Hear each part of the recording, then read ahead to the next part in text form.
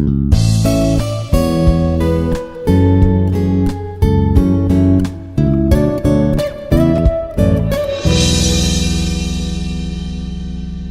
everyone, this is Sravanthi, working as Assistant Professor, Department of Chemistry in Institute of Aeronautical Engineering. Today we are going to discuss about Introduction to Fuel and Combustion, classification of fuels, and what are the characteristics of good fuel and solid fuel, how can we analyze, so analysis of coal and proximate analysis and its significance. So these are the topics today we are going to discuss today's session. So first, what is meaning of fuel? So fuel is a basic combustible substance. Fuel is a basic combustible substance. It containing main constituent is carbon. Fuel is a basic combustion material or combustible substance. It containing main constituent is carbon. So during burning process, in the presence of oxygen, during burning of fuel, in the presence of oxygen, it produces heat energy. Is called fuel. So fuel is a combustible substances. It consists of basic constituent is carbon. So carbon is the main constituent of fuel. So which on burning gives large amount of heat during the process of combustion of a fuel. So that can be used for domestic and industrial purpose. So fuel is a basic combustible substance. So what is the meaning of combustion? During burning process, it is a process of burning of fuel in the presence of oxygen. So this process is called combustion. So fuel is the basic combustible substance. It containing main constituent is carbon. So during burning process, fuel in the presence of oxygen, it produces heat energy. So this energy used for domestic and industrial purpose is known as fuel. So the atoms of carbon, hydrogen, sulfur, etc. So the atoms of carbon, hydrogen, sulfur, etc. combine with oxygen during burning process with simultaneous liberation of heat is known as fuel.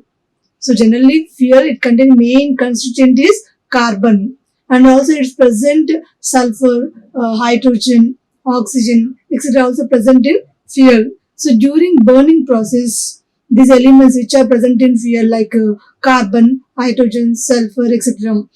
Combined with oxygen, simultaneous liberation of heat is known as fuel. It produces heat energy. General concept is fuel, when it is reacts with oxygen or oxidation products, then it produces during heating process, it produces combustion products and energy. So fuel burning in the presence of oxygen, it produces combustion product and also release energy, heat energy. So this energy is used for domestic as well as industrial purpose also. So for example, in this fuel it's present carbon. If in case fuel, in this fuel it's present carbon. So already we know the fuel, it contains main constituent is carbon. So during burning process, if in case carbon present in this fuel, so it reacts, it combines with the oxygen, then it produces combustion product is carbon dioxide and it releases 94 kilocalories of heat energy. It releases 94 kilocalories of heat energy. And next one, if in case hydrogen present in this fuel, so during burning process in the presence of oxygen or during burning of fuel, if in case hydrogen present in that fuel, hydrogen combines with oxygen, then produces combustion product is water. And it releases 68.5 kilocalories of energy, heat energy. So this energy is generally used for domestic and industrial purpose. So generally the main source of fuel is coal and crude petroleum oil. The main source of fuel is coal and crude petroleum oil. So these are stored fuels available under the earth crust and are generally called as fossil fuels. The main source of fuel is coal and crude petroleum oil. So these are stored fuels which are available under the earth crust. So generally named as fossil fuels. So because they were formed from fossilized the remains of plants and animals. So simply we say the plants and animal materials buried under the earth crust in a million of years in the absence of air. So in this case, it converts to the fossil fuels. So the main source of fuels is coal or crude petroleum. So these are stored fuels which are available under the earth crust. It is generally called fossil fuels. So fuel means during burning process, it produces heat energy in the presence of oxygen is known as fuel. So this energy is used for industrial and domestic purpose, and it containing basic constituent is carbon. Main constituent of fuel is carbon.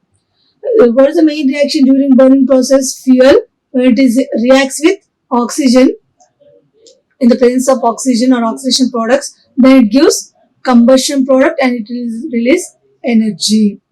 The main source of fuel is coal and crude petroleum. Generally, it is obtained from under the earth crust. So, in plants and animal materials buried under the earth crust in a million of years, reaction of heat and pressure and absence of air. So, in this case, it converts fuels is named as fossil fuels. Named as fossil fuels. They are the main source of fuels. Now, let's discuss what are the characteristics of good fuel. What are the characteristics of good fuel? So the fuel should be easily available. The fuel should be easily available and it should be dry and should have less moisture content. Good fuel always contain low moisture content. If in case this percentage is high means calorific value decreases. It requires more heat for burning. So always good fuel it requires a low percentage of moisture content. So it should be dry and should have less moisture content. So dry fuel increases its calorific value. So what is the meaning of calorific value? So how much amount of heat required? 1 molar mass of fuel is burning. 1 kg of fuel burning if in this case how much amount of heat liberated during 1 unit mass of fuel is burning. So that value is known as calorific value. So good fuel always it contains it produces high calorific value. If in case moisture content present in that fuel, it reduces the calorific value. So always good fuel contains low percentage of moisture content. And it should be cheap and easily transportable and has high calorific value. Always good fuel, it is available in less cost. So easily transportable, easily we can carry and it has high calorific value. Heat energy liberated, it is also very high in this good fuel. And it must have moderate ignition temperature. It must have moderate ignition temperature and should leave less ash after combustion. It should leave less ash after combustion. So always good fuel should have moderate ignition temperature. And the combustion speed of good fuel should be moderate. And it should not burn spontaneously. So to avoid fire hazards, it should not burn spontaneously. So in this case to avoid fire hazards. And its handling should be easy and should not give poisonous gases after combustion. After combustion, it does not produce any harmful or poisonous gases. And the combustion of good fuel should not be explosive. These are the main characteristics of good fuel. Main characteristics of good fuels are generally easily available, easily we can transport it and should have low moisture content, low volatile matter, low ash content. Because if in case this percentage increases in this fuel, the moisture content, volatile matter, ash content, if in case these percentages increases in this fuel, so it reduces the calorific value. So always good fuel is having high calorific value. Calorific value means how much amount of heat liberated when a unit mass of fuel is burning. So always good fuel containing high percentage of moisture content, volatile matter, ash content, and also it is having high calorific value and it is available in less cost, eco-friendly. That means do not produces any poisons or harmful gases during burning or after combustion process also. and the combustion of a good fuel should not be explosive. So these are the main characteristics of good fuel. Now let's discuss classification of fuels. So fuels, generally fuel means it is a basic combustion material and it containing main constituent is carbon. So during burning process in the presence of oxygen, it produces heat energy that is used for domestic and industrial purpose. So that is called fuel. So this fuel is classified into two types, primary fuels or secondary fuels. So primary fuels, it is also called as natural fuel. These primary fuels are also called as natural fuels. And next second one is secondary fuels. It is also called as artificial fuels. Secondary fuels, it is also called as artificial fuels. Again, this primary and secondary fuels classified into three types, solid fuels, liquid fuels, gaseous fuels. So best example of solid primary fuel is wood or coal. Wood and coal. And second one is liquid fuels of natural fuels. Best example is petroleum. And gaseous fuels, best example is natural gas. And secondary fuels or artificial, it is also called as artificial fuels. Again, these fuels also classified into three types, solid, liquid, gaseous fuels. So solid fuel, best example, charcoal. Liquid fuel, petrol or diesel. Gaseous fuel, coal gas or water gas, etc. So fuels are classified into two types, natural fuels, primary fuels. Second type is secondary fuels or artificial fuels. So natural fuels generally obtained from nature. Secondary fuels, these are also called as artificial fuels. These are obtained from primary fuels. So that's why these are called synthetic fuels, or that means artificial fuels. So again, these primary and secondary fuels classified into three types, solid, liquid, gaseous fuels. So now discuss this detailed discussion of classification of fuels. So on the basis of occurrence, so these fuels are classified into two types, primary fuels, or it is also called as natural fuels. So these are found in nature.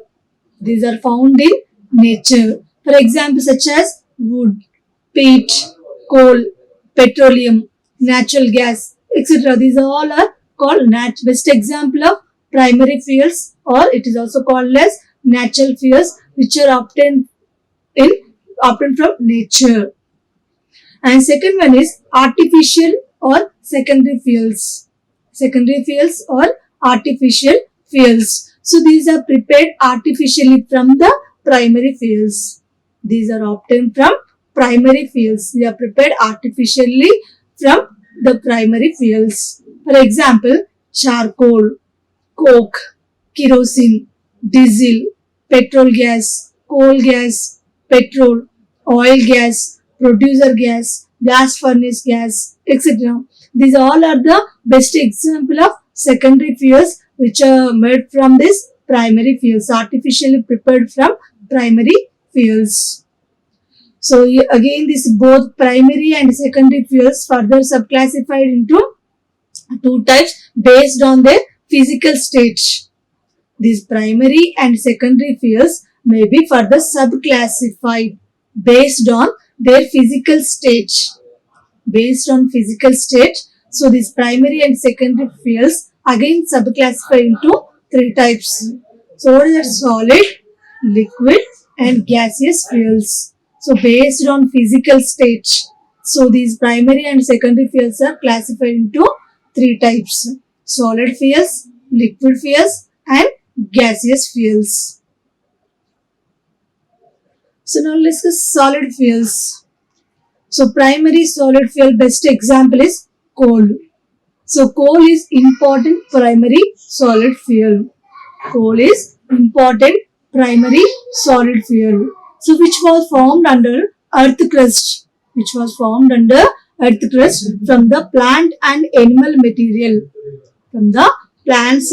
animal material by partial combustion under high pressure and in the absence of air through million of years. Then form this coal.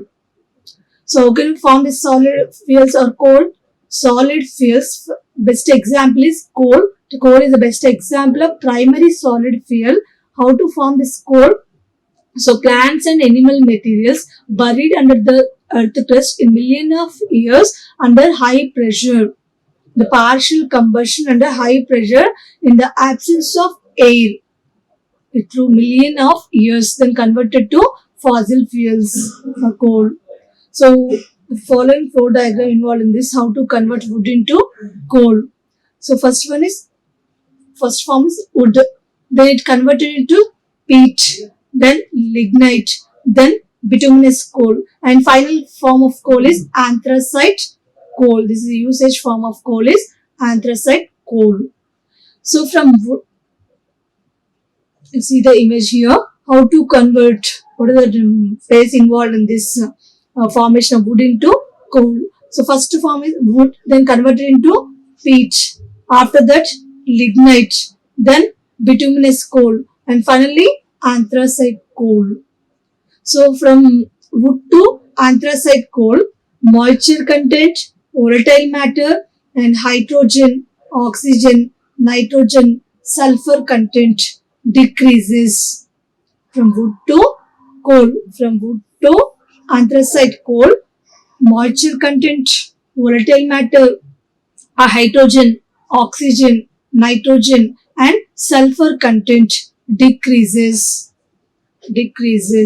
and carbon content and hardness, calorific value increases. From wood to anthracite coal, this moisture content, volatile matter, and these elements like hydrogen, oxygen, nitrogen, sulfur, this percentages decreases, and carbon content and hardness and calorific value percentages increases.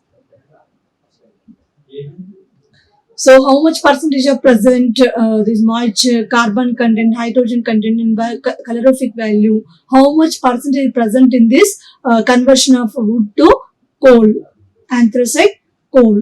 So first one is percentage of moisture content. So generally this classification of coal, so based on that moisture content, carbon content, hydrogen content and calorific value. So how much percentage present in this coal? So generally coal is classified into 5 ways, and the first form of coal is wood, then peat, lignite, bituminous coal and anthracite coal. So first one is wood. So how much percentage of moisture content present in this wood? 25. In peat, 25 percentage. Lignite, 20. And bituminous coal, 4. And anthracite coal, 1.5. So what we observed in this, so from wood to anthracite coal, the percentage of moisture content is decreases. Percentage of moisture content is decreases. From wood to coal, the percentage of moisture content is decreases. And second one is carbon content. So carbon, wood containing 50% of carbon, and peat it contains 57, lignite 60 to 80% of carbon, and bituminous coal 83, and anthracite coal is 93.3. So what we observed in this, from wood to coal, the percentage of carbon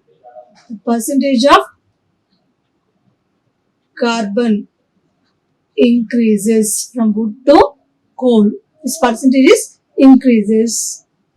And next third one is percentage of hydrogen content.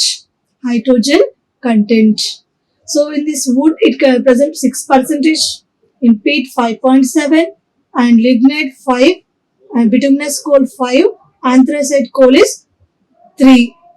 So in hydrogen content, from wood to coal, anthracite coal, the percentage of hydrogen is decreases. Hydrogen percentage decreases. And finally calorific value. So its calorific value means how much amount of heat liberated during 1 unit mass of fuel burning. It is important. So if a good coal always containing high percentage of calorific value. So in this conversion wood to anthracite coal, how much percentage of calorific value present in this we'll discuss now. So wood, it relates 4,000 to 4,500 calorific value. And in this peat, 4,500 to 5,000 kilocalories of heat energy liberated. And in this lignite, it produces 6,500 to 70,000 calorific value heat energy liberated. And bituminous coal, it produces 8,100 to 8,600 calorific value produces. And here anthracite coal calorific value is 8,650 to 8,700. So what we observe from wood to coal, the calorific value percentage is increases. Calorific value percentage is increases. So classification of coal, that means this can be classified. What are the steps involved in this conversion of wood into anthracite coal? So first wood convert to peat, then lignite, then bituminous coal, and final form of usage of coal is anthracite coal. So in this case, how much moisture content from wood to coal, this percentage decreases. So always good coal contains less percentage of moisture content, and here also from wood to coal, the moisture content is decreases. The wood contains more percentage of moisture content compared to anthracite coal. And second one is carbon content. So carbon content here wood to coal, this percentage is increases. Always good coal, it contains high percentage of carbon content because carbon is the main constituent of fuel. It increases the calorific value. So from wood to coal, this carbon percentage increases. And third one is percentage of hydrogen content. So from wood to coal, the percentage of hydrogen also decreases. So always good coal contains less percentage of hydrogen because it reduces the calorific value. So from the wood to coal, the percentage of hydrogen also decreases. And finally calorific value. So here calorific value also increases the efficiency of fuel.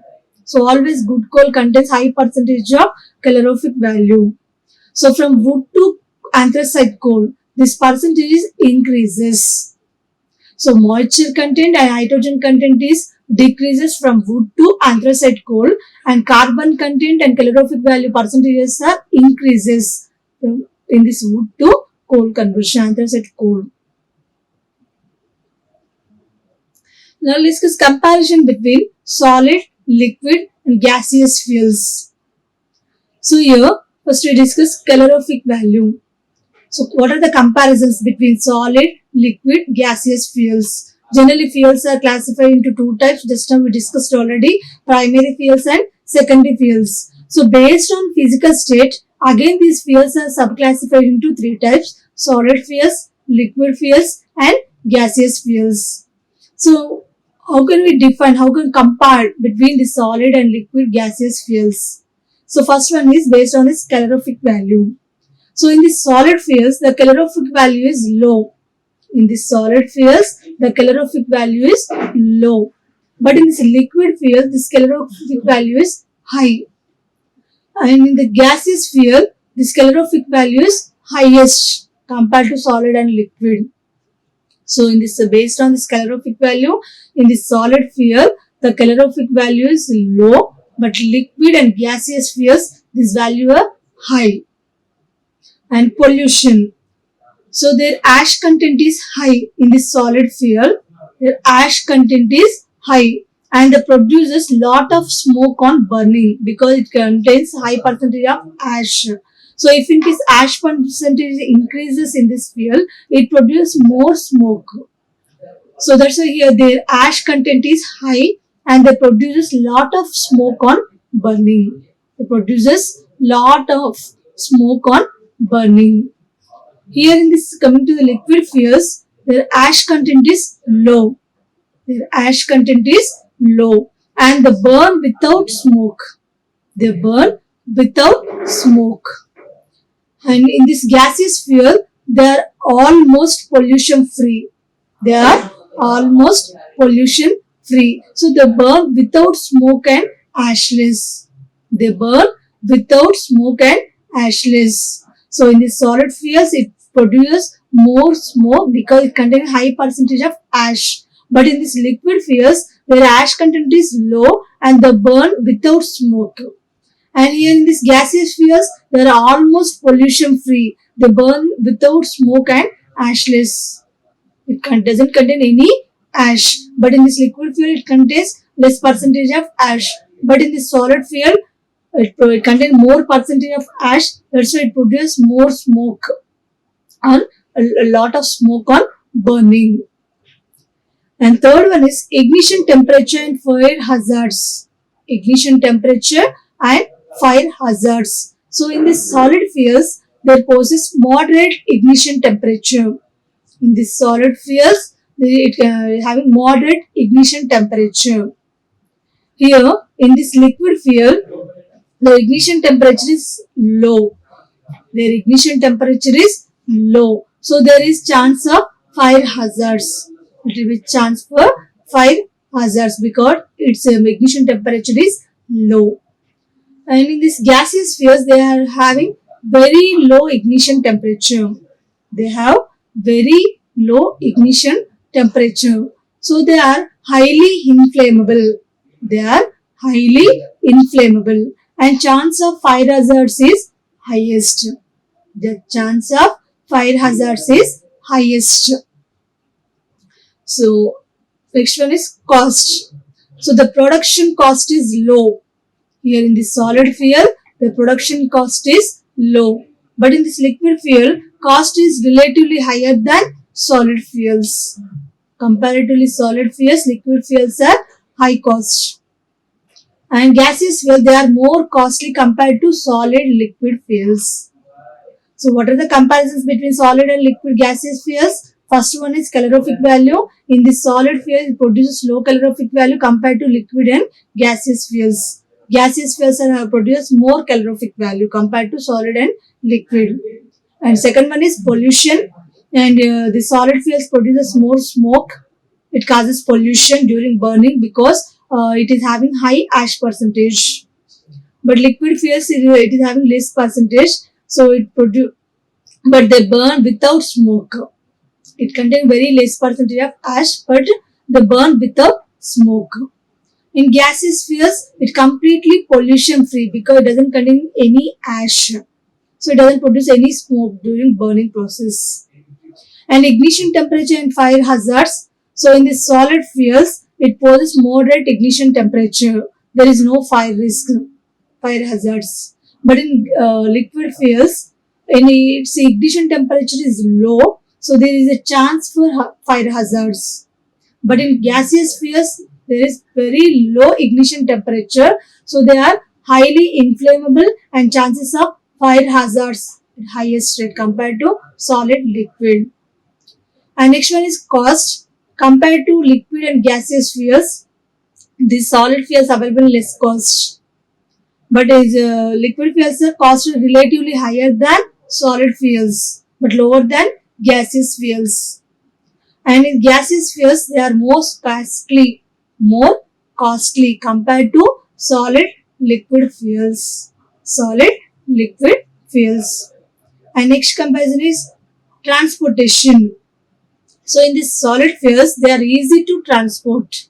They are easy to transport through normal carriage. So cost is low. Easily we can transport these solid fuels. So cost is low compared to liquid and gaseous fuels. But in this liquid fuel, they can be transported. They can be transported through pipelines. Hence it is more costly. So this in this liquid fuels, they can be transported through pipelines and hence it is more costly. Coming to gaseous fuels, they can be conveyed through pipelines. They can be conveyed through pipelines. So hence obviously it is costly. It is costly. So compared to liquid and gaseous fuels, solid fuels are available in very less cost. It is easily transported. It takes less cost. So next is storage. So in the solid fuels, the storage needs lot of space. Storage purpose takes lot of space, but there is no risk. There is no harmful. There is no risk.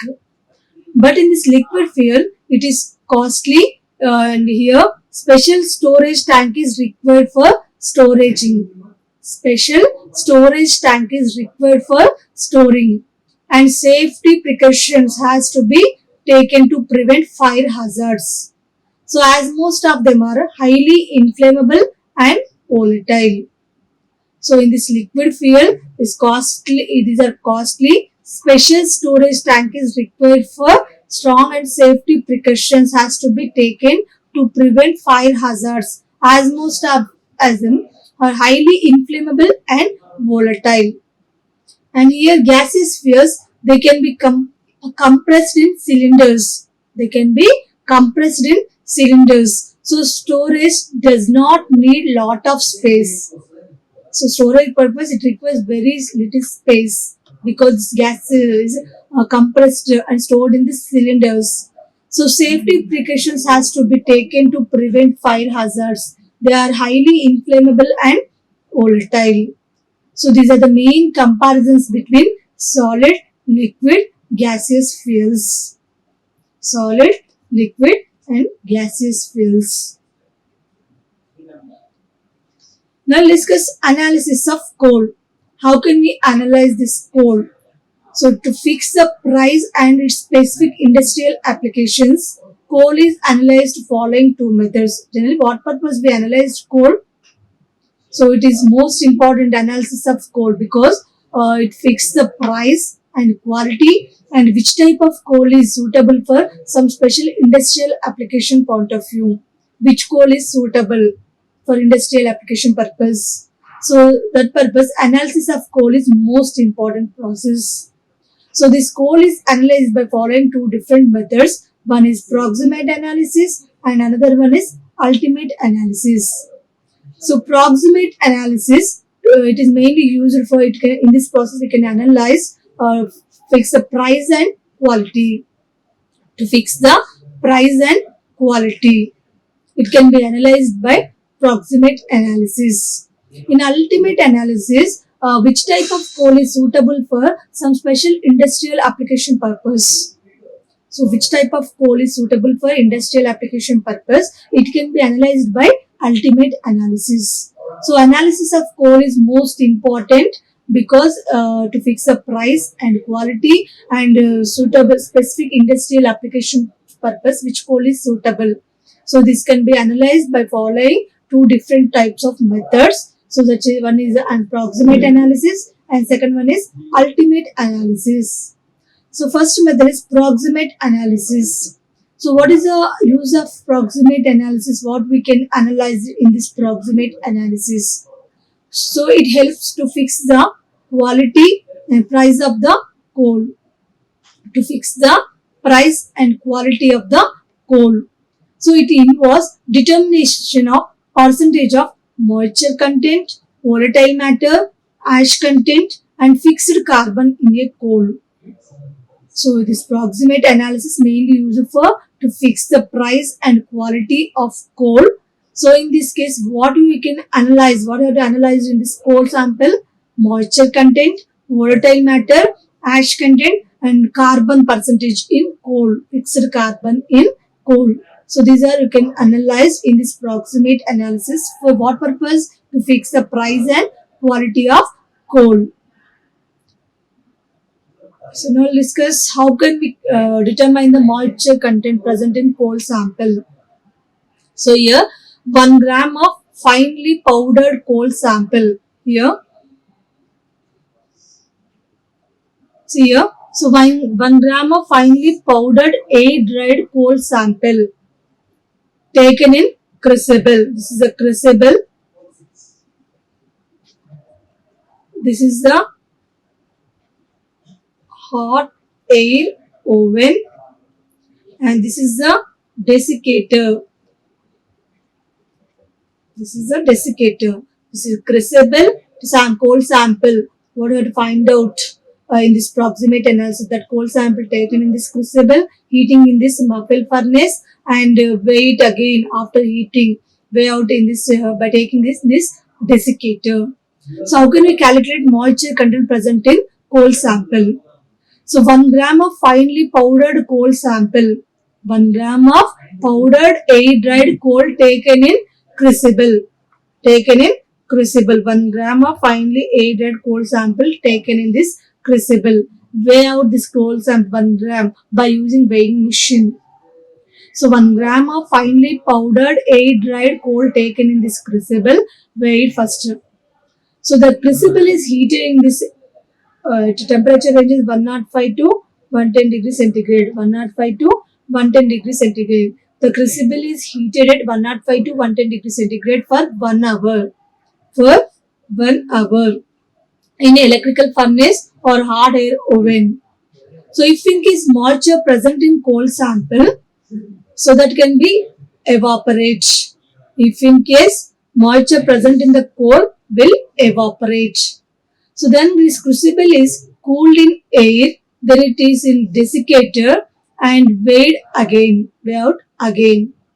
So the loss in weight expressed as the percentage of moisture present in coal sample. So can you determine moisture content present in coal sample? First weigh out 1 gram of finely powdered air dried coal sample taken in crucible and heating in hot air oven or electrical furnace or muffle furnace. And here maintaining temperature range is 105 to 110 degrees centigrade for 1 hour. After that, so in this case, if in case moisture present in this coal sample, so during heating process it will be evaporate. It will evaporate. Then crucible is cooled in air. Crucible is cooled in air. Then in desiccator. So weigh out again. So what we observed, what happened here? So last coal sample weight is decreases. So the loss in weight expressed that the percentage of moisture present in coal sample. The percentage of moisture present in coal sample. So how can we determine what is the formula we are using here? So percentage of moisture in a coal is equal weight of crucible after heating. So what we observed after heating means weight loss. So the weight loss in weight expressed as the percentage of moisture present in coal sample by weight of crucible before heating. Before heating. So for example, we are taking 1 gram of fine air dried powder coal sample taken in crucible. So that is the weight before heating means. After heating means after heating we already observed weight loss. Loss in weight expressed as the percentage of moisture present in coal sample into 100 into 100. So weight of crucible after heating by weight of crucible before heating into 100. In this way you have to calculate the moisture content present in coal sample. And second one is volatile matter. So after the analysis of moisture content,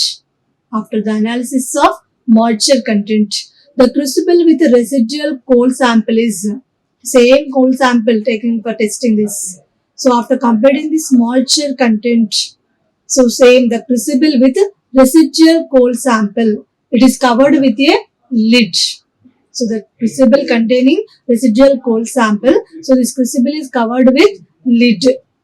So and is heated at 925 plus or minus 20 degrees centigrade. And here heated in this muffle furnace. Duration time is 7 minutes. But in moisture content we are maintaining temperature is 105 to 110 degrees centigrade for 1 hour. In this volatile matter determination purpose, after completing this moisture content, the crucible is crucible with residual coal sample is covered with lid. Heated at muffle furnace, maintaining temperature range is 925 plus or minus 20 degrees centigrade for 7 minutes. For 7 minutes. So here what we observe, the loss in weight of the sample. The loss in weight of the coal sample is find out of the percentage of volatile matter present in coal sample.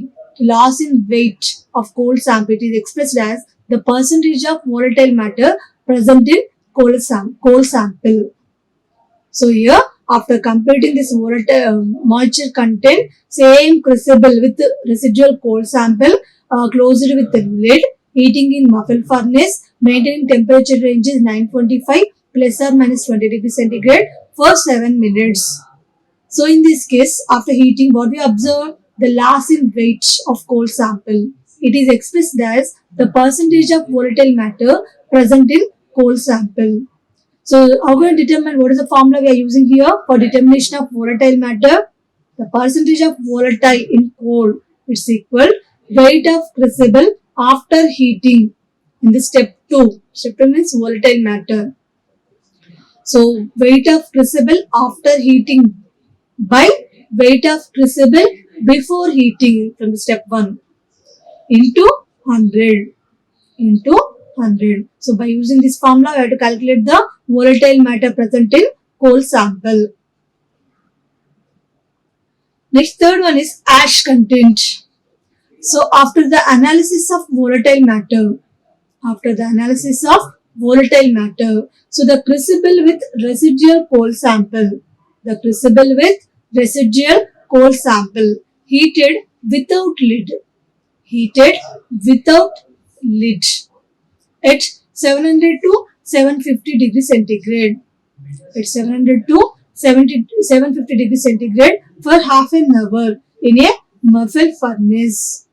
So after the analysis of volatile matter, same crucible with residual coal sample and without lid. In volatile matter, we covered with lid, but in this ash content, we remove that lid. After completing this volatile matter, the crucible with residual coal sample without lid, heating at electrical furnace or muffle furnace, we are maintaining temperature ranges 700 to 750 degrees centigrade for half an hour. So in this case also we observe loss in weight of coal sample. So that is expressed as the percentage of ash content in coal sample. The loss in weight of coal sample, it is expressed as the percentage of ash content present in coal sample. So how can you calculate the percentage of ash present in coal sample? So percentage of ash content in coal sample is equal weight of crucible after heating in the step 3. Weight of crucible after heating in the step 3 by weight of crucible before heating. Weight of crucible before heating into 100. So by using this formula, we can calculate the ash percentage present in coal sample. And last one is fixed carbon.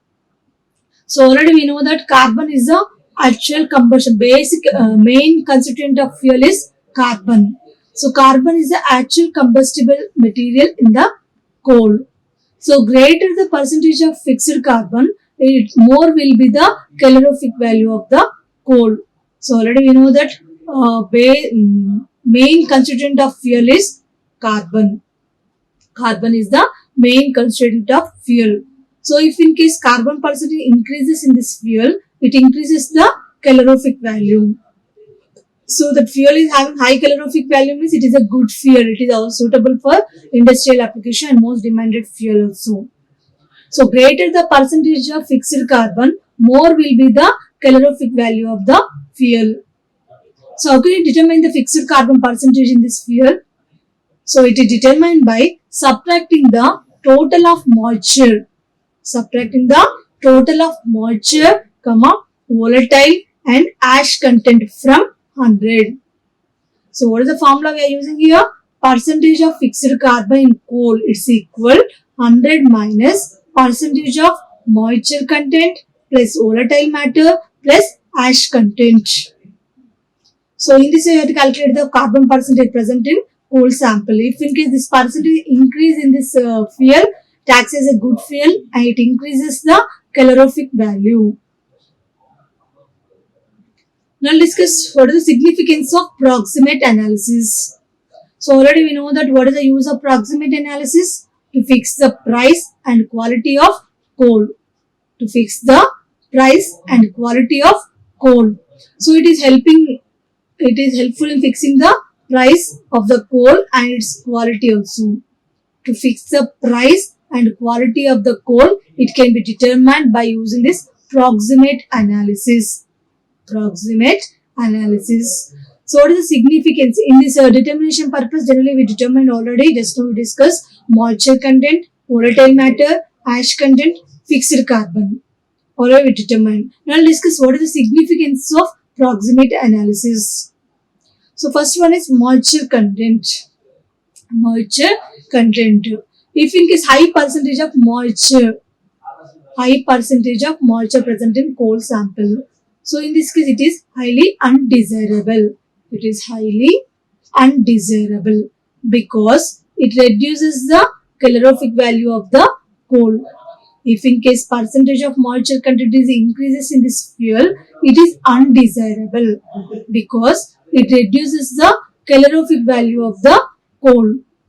And second one is moisture in coal consumes more heat and increases ignition temperature and smoke also.